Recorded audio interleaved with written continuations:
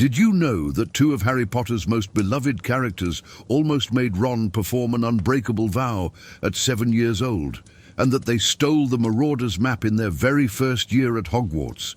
The story of Fred and George Weasley is full of epic moments, unforgettable laughs, and also one of the most painful losses in the entire saga. Stay until the end, because I'm going to tell you everything about these extraordinary twins, from the day they transformed Ron's teddy bear into a giant spider to the moment that forever changed the Weasley family's destiny. Get ready to meet the true kings of Hogwarts mischief. Before continuing, if you're a Harry Potter fan and want more content like this, subscribe to the channel now. It makes all the difference and motivates me to bring more and more incredible stories from the wizarding world. And comment down below which city you're watching this video from.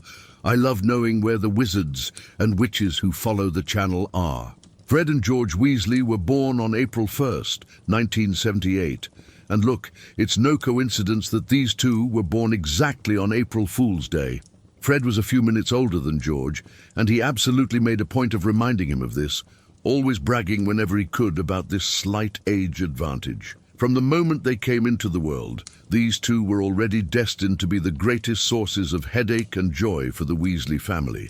Fred and George's early years were marked by Voldemort's rise to power. When the twins were only 3 years old, in 1981, Voldemort suffered his first fall after trying to kill Harry Potter. But while the wizarding world breathed a sigh of relief, Mrs. Weasley was more worried about the terror her twin sons caused inside the house. Fred and George always liked to cause mischief from a very early age. Poor Molly Weasley lived worried, always scolding and running after the two around the burrow. But to give you an idea of these boys' level, when Fred was only 5 years old, he transfigured Ron's teddy bear, who was about 2 or 3 years old at the time, into a giant spider. And why did he do this? Simply because Ron had broken his toy broomstick. Imagine the scene, a 5-year-old kid already mastering transfiguration to this extent, transforming a cute teddy bear into a scary spider. That's why Ron developed that severe arachnophobia we see throughout the entire saga. Ron's fear of spiders comes directly from this prank by Fred. When the twins were only 7 years old, they almost got Ron to perform an unbreakable vow. For those who don't know, an unbreakable vow is one of the most serious spells in the wizarding world, an unbreakable magical oath that, if broken, leads to death. Arthur Weasley was absolutely furious when he discovered what the boys were trying to do and arrived in time to prevent it. According to Fred, after that day, his left buttock was never the same, which gives us an idea of the level of scolding he got from his father. Look at the level of these kids. At 7 years old, trying to make their little brother perform an unbreakable vow. There was one Christmas when the entire Weasley family was gathered at the Burrow, including Great-Aunt Muriel, that extremely annoying and rude old woman who always criticized everyone. Fred and George had the brilliant idea of placing a dung bomb under the aunt's chair. The explosion was epic, and Muriel swore she would never return to the family's holiday celebrations again. And you know what? She really didn't come back, which was a relief for most of the Weasley family. Even Mrs. Weasley, who always defended good manners, must have secretly thanked them for not having to put up with the grumpy old woman at Christmas anymore. In 1989, Fred and George finally began their studies at Hogwarts. As expected, they were selected for Gryffindor House, like most of the Weasley family before them. In the first few days, the twins made friends with Oliver Wood, Alicia Spinnet, and Angelina Johnson, all from Gryffindor. But the friendship with Lee Jordan was different. It was special. Lee was as mischievous as they were, and the three became an inseparable trio of chaos. Lee Jordan was Fred and George's best friend, the third member of the Chaos Gang. It was in their very first year that Fred and George ended up in Filch's office, the grumpy caretaker of Hogwarts. And guess what they did? They simply stole the Marauders map that was stored there. The twins saw that old piece of parchment and thought it must have some use after all. Why would Filch keep something like that in his office? So they took the map and started trying to figure out what it was. The most incredible thing is that the spell placed by the original marauders on the map helped Fred and George decipher it. The spell recognized that the people holding the map were like the creators. They were troublemakers. They were mischief makers who wanted to wreak havoc at school. The original marauders, James Potter, Sirius Black, Remus Lupin, and Peter Pettigrew, had created that map decades earlier for the same reasons Fred and George wanted to use it. So after some time, the twins discovered how to use that piece of parchment, discovered it was a complete map of Hogwarts with secret passages, and most importantly, showed the real-time location of everyone in the castle. That was extremely useful for them to discover secret passages and a bunch of escape routes. As Fred himself said later, that map was one of the secrets to their success at school, since they were always causing trouble, but always knew where Filch was to manage to escape from him. In 1990, Fred and George began their second year at Hogwarts, and they joined Gryffindor's Quidditch team as beaters, and they were really good. The twin duo worked in perfect synchronization, protecting other players and wreaking havoc on the opposing team. In 1991, Fred and George began their third year at Hogwarts, and it was in that year that something very special happened. They ended up meeting Harry Potter there at platform 9 3/4, even before Harry entered Hogwarts for the first time. Harry was trying to put his trunk in the Hogwarts Express luggage rack, but wasn't managing, so George offered to help. Harry accepted gratefully, and George called Fred to help too. When they finished helping and saw the scar on the boy's forehead, they realized who he was and were incredibly excited. The twins ran to tell Mrs. Weasley that they had met Harry Potter. They even asked Ron, kind of excited, if he thought Harry remembered Voldemort's attack when he was a baby. Mrs. Weasley got angry right away and forbade them from asking Harry that, saying that if they asked such a question, she would do something terrible to them when they got home. Once at Hogwarts, Fred and George also didn't take long to befriend Harry.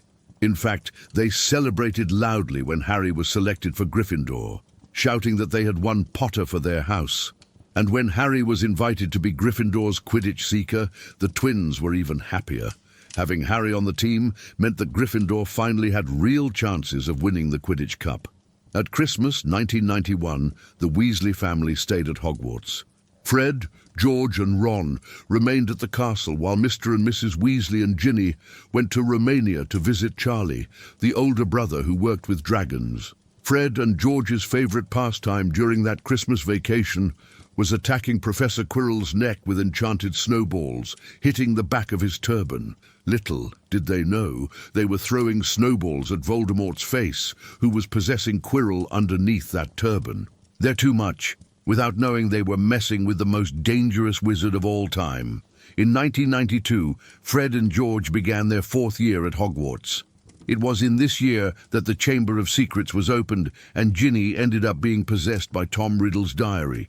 Students at school started with rumors and gossip that Harry was Slytherin's heir because he spoke Parseltongue, the language of snakes. Fred and George thought this was completely ridiculous and made fun of anyone who believed it. They joked, saying Harry was going to the Chamber of Secrets to have tea with his servant and his giant serpents. They had no mercy when making fun, but it made clear they were defending Harry. They were mocking those who believed Harry could be evil. In 1993, to the Weasley family's great happiness, Arthur won a prize from the Ministry of Magic. It was a prize in money, in gold galleons, and the family decided to take a trip to Egypt with that money. Fred and George made the most of this trip. They almost pushed Percy into a pyramid because he was unbearably even more annoying for having been appointed head boy. This didn't make Mrs. Weasley happy at all, but Fred and George didn't really care much about the scoldings. They even liked the scoldings. It was kind of like a reward for a job well done. Still in 1993, while Fred and George were in their fifth year at Hogwarts, something very special happened at Christmas.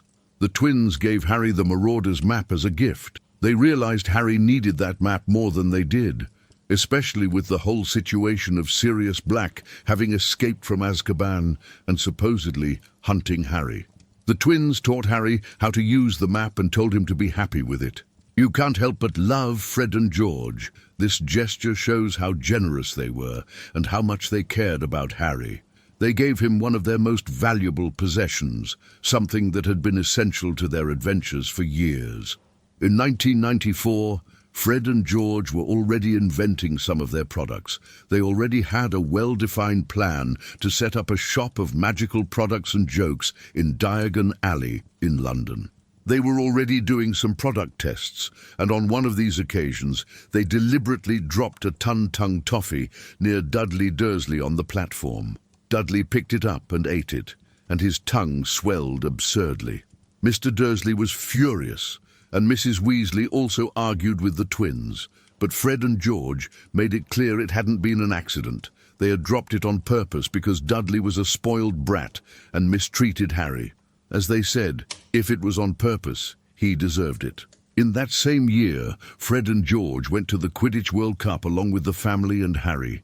There, they made a bet with Ludo Bagman, a wizard who was a former beater for the Wimborne Wasps. They bet that Ireland would win the match, but that Victor Crumb from Bulgaria would catch the golden snitch. And that was exactly what happened. But Ludo Bagman paid Fred and George with leprechaun gold, that fake gold that the leprechauns, Ireland's mascots, threw to the crowd. This gold disappears after a few hours. The twins weren't happy about this at all and wanted to go to the ministry, but decided they had a better way to solve the situation. They started blackmailing Bagman all year long, trying to receive the money that was rightfully theirs. In 1994, Hogwarts prepared to host the legendary Tri-Wizard Tournament, a challenging competition between 3 schools of magic. The prize was tempting: 1,000 gold galleons, exactly what Fred and George Weasley needed to transform their dream of a magical joke shop into reality. The problem: only wizards over 17 years old could participate. But of course, this was never an obstacle for Hogwarts' boldest twins. Determined to circumvent the rules, they prepared an aging potion and tried to cross the enchanted age line that Dumbledore had drawn around the Goblet of Fire. The result was, at the very least, spectacular. As soon as they crossed the line, an invisible force threw them backward, and long white beards sprouted on their faces. Between laughter and mutual teasing, the two began arguing about who was to blame for the disaster, while Dumbledore watched the scene, highly amused. At the end of that same year, after the dark events of the tournament and Voldemort's return, Harry Potter was declared the winner and received the prize of 1,000 galleons. But marked by losses and the weight of what had happened, he didn't want to keep the money. Harry sought out Fred and George and insisted they keep the amount. He knew this would be the push they needed. The twins refused at first, saying they wouldn't accept charity, but Harry was firm. If you don't accept it, I'll throw it all away. With no alternatives, they accepted, and that gesture changed the Weasleys' future.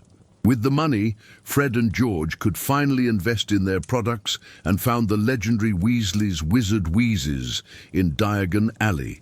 Harry Potter, without knowing it, had become the first investor in the most fun and chaotic shop in the wizarding world, and the twins never forgot that.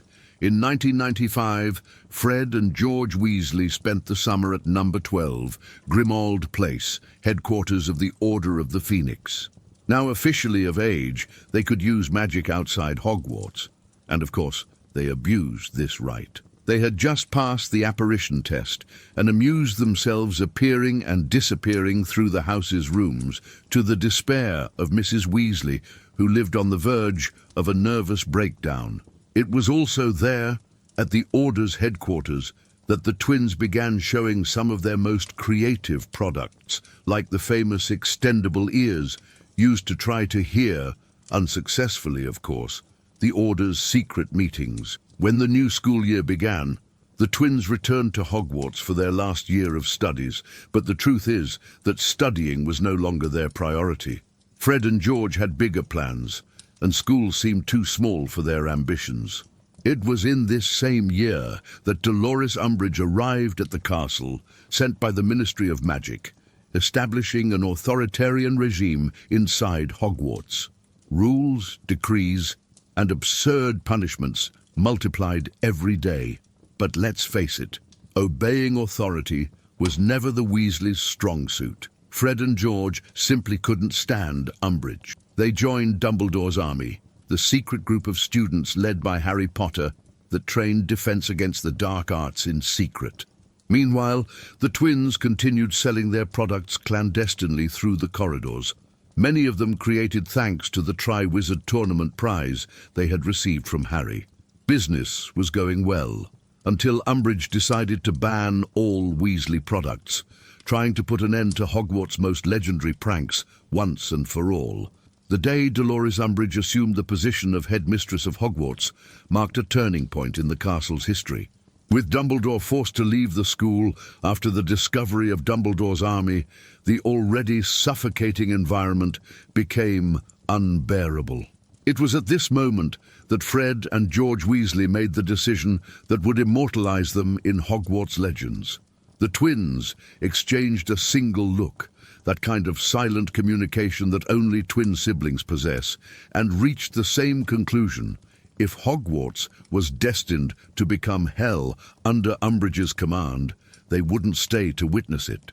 But their exit wouldn't be discreet or cowardly. It would be memorable and theatrical. The execution was masterful. First, they created a complete swamp in one of Hogwarts' corridors. Not a simple puddle of water, but an entire ecosystem with mud, aquatic plants, and all the flora of a true marsh. The spell was so complex and well executed that even Professor Flitwick, Master of Charms, took considerable time to undo it. In a gesture of admiration that spoke louder than 1,000 words, Flitwick deliberately left a small section of the swamp intact as a permanent monument to the twins' talent. The fireworks that followed transformed Hogwarts into an unprecedented pyrotechnic spectacle. They weren't ordinary fireworks. They multiplied continuously, created dragons that flew through the corridors, exploded in cascades of colorful sparks. The teachers tried in vain to contain them, but the artifacts created by the Weasleys were unstoppable. The final moment of the escape became legendary. Mounted on their broomsticks, flying through Hogwarts corridors for the last time as students, Fred and George stopped before Peeves. The poltergeist, who in centuries of existence had never obeyed any order, who mocked authorities and caused chaos for pure pleasure, did something unprecedented. He stopped in the air and saluted the twins. They asked him to torment Umbridge, and Peeves, the very personification of chaos, paid them homage. It was the supreme recognition. Even the supernatural forces of disorder respected Fred and George Weasley. In 1996, the dream the twins had nurtured for years finally came true. Weasley's Wizard Wheezes opened its doors in Diagon Alley, despite the initial resistance from Mrs. Weasley and Arthur. Like many parents, they wanted security for their children. Stable jobs at the ministry, conventional careers. But Fred and George had a different vision and were determined to prove it. The success was immediate and resounding. The shop offered an impressive catalogue: Tun-Tung toffees, puking pastilles, fainting fancies, wands that transformed into rubber animals, spectacular fireworks, and dozens of other genius inventions. The profit allowed the twins to leave the Burrow and move to the apartment above the shop, which was always full of Hogwarts students eager for products to use at school. When Umbridge banned Weasley products at Hogwarts, the twins weren't intimidated. They developed ingenious delivery systems, disguising their products as perfume bottles and other apparently innocent merchandise. Their creativity had no limits. They even installed a love potion fountain in the shop, all products developed by themselves, from concept to final execution. But not everything was jokes. Recognizing the gravity of the times, Fred and George developed a defense against the dark arts line. Shield hats, shield cloaks, and shield gloves, items that reflected spells and curses. This serious line achieved enormous success among Ministry of Magic employees, increasingly worried about Voldemort's return and the escalation of violence in the wizarding world. The troublemaking twins had become suppliers of protection equipment, for the government. In 1997, Fred and George became official members of the Order of the Phoenix. Their first major mission would also be one of the most dangerous: the Battle of the Seven Potters, the risky operation to transport Harry from Privet Drive to a safe location. The twins, along with other Order members, took Polyjuice Potion and assumed Harry Potter's appearance. 7 identical Harrys flying through the night sky, a brilliant strategy to confuse the Death Eaters, who would certainly ambush the convoy. The battle was fierce. In the chaos of aerial combat, George was hit by a Sectum Sempra cast by Severus Snape. The cutting spell completely severed his ear. The injury was serious. George lost a lot of blood, and when they finally arrived at the Burrow, he was weak and pale. But even in such a terrible situation, the twins' essence didn't fade. George, with the dark humor that always characterized him, began making jokes about being holy, about being deaf on one side. His most memorable comment was saying that now, finally, Mrs. Weasley would have an infallible way to distinguish between Fred and George. Even in pain, even in trauma, the playful spirit remained intact. Between the end of 1997 and the beginning of 1998, the Second Wizarding War reached its peak. Entire families disappeared, Muggles were murdered, terror spread like a plague. It was in this context that Lee Jordan, Fred and George's best friend since first year at Hogwarts, began presenting Potter Watch Radio. The twins made regular appearances on the radio, using code names to protect themselves. They warned about movements by Voldemort and the Death Eaters, tried to reassure the terrorized population, reminded everyone to protect Muggles and Muggle-born wizards who were being systematically hunted. Each broadcast was an act of courage, as being discovered meant torture and death. On the night of May 1st, 1998, extending into the early morning of May 2nd, the Battle of Hogwarts took place. When the call came, the entire Order of the Phoenix mobilized. It was the definitive confrontation, the moment for which everyone had prepared. Kingsley Shacklebolt, recognizing the twins' unique expertise, assigned Fred and George to protect Hogwarts' secret passages. No one knew the castle better than they did. For years, they had explored every hidden corridor, every secret tunnel. Now, this knowledge would be used to prevent Death Eaters from surprising the castle's defenders. Percy Weasley, recently reconciled with the family after years of estrangement, fought alongside Fred in a corridor. He had finally admitted his mistake, recognized he had been a fool to choose a corrupt ministry instead of his family. Now he was there trying to make up for the lost years, fighting shoulder to shoulder with his brother. Then a wall exploded. The spell that caused the explosion wasn't directed at Fred specifically. It was just one of the countless curses cast during the chaos of battle, but the result was devastating. Fred Weasley, at only 20 years old, died instantly, fighting for the wizarding world's freedom, beside the brother who had just returned. Percy went into complete shock. He knelt beside Fred's body and couldn't move, couldn't process the reality of what had just happened. Harry Potter, who witnessed the tragedy, helped Percy move Fred's body behind an armor statue, protecting it from crossfire while the battle continued around them. During the brief ceasefire that Voldemort granted, Fred's body was taken to the Great Hall. The Weasley family gathered for the wake. Mrs. Weasley was shattered, Arthur in pieces, all the siblings devastated.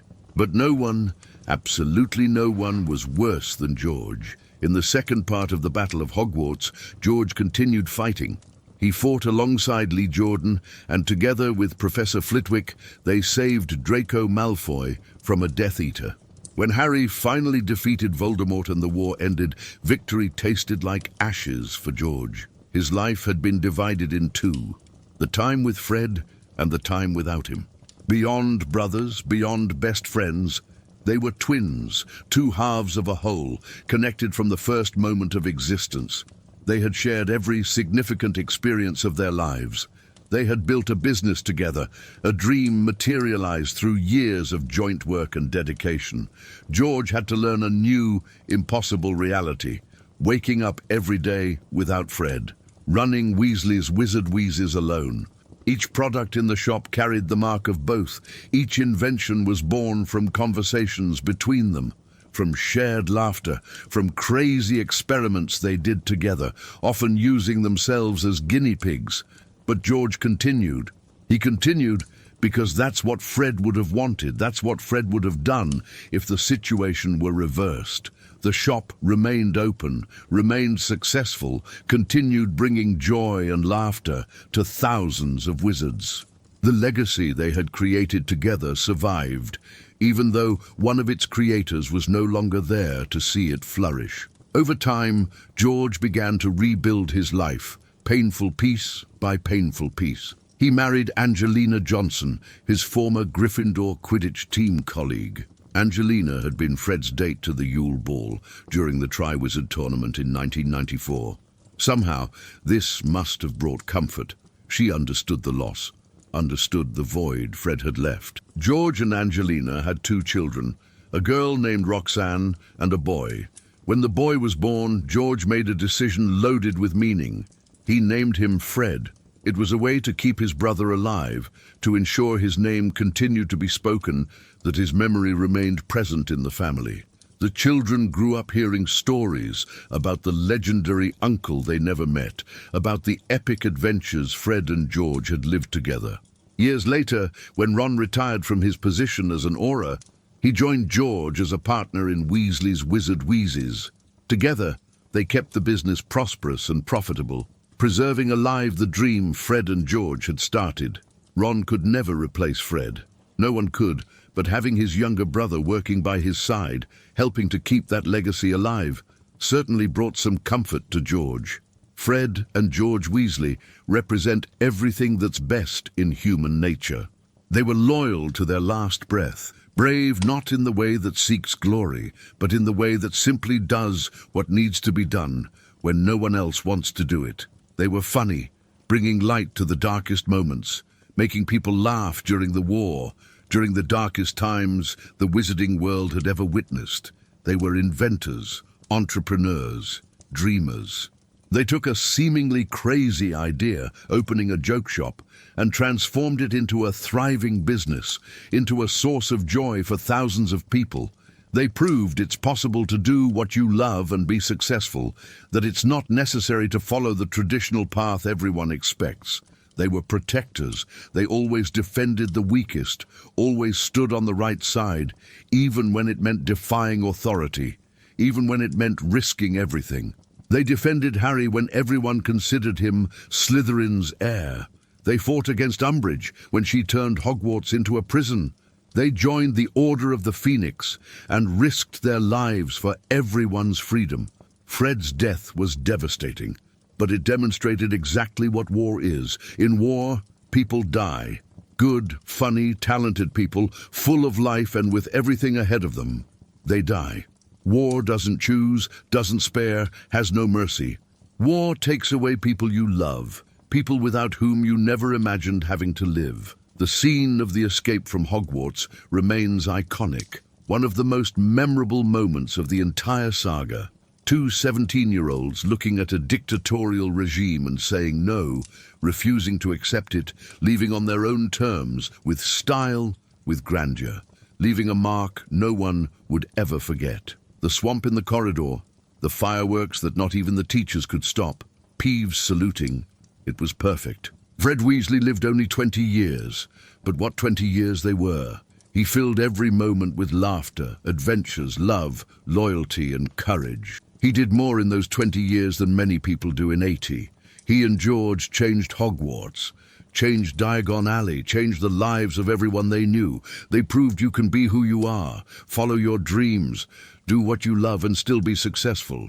They proved that humor and intelligence aren't opposites, that it's possible to be funny and brilliant simultaneously.